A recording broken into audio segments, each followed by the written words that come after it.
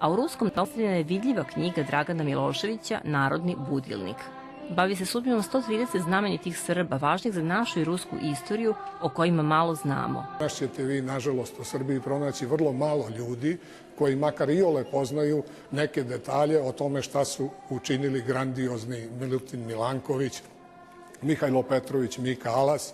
Ne zna se o grandioznosti dela jednog od najvećih naših naučnika, Pavla Savića. Tu je plejada ljudi kojima je malo posvećena pažnja, a i onih ljudi za koje smo malte ne do juče učeni da su to veliki bili srpski izdajnici. Nažalost, to su bili politički progonitelji, a veliki dobročinitelji za našu naciju i za našu državu.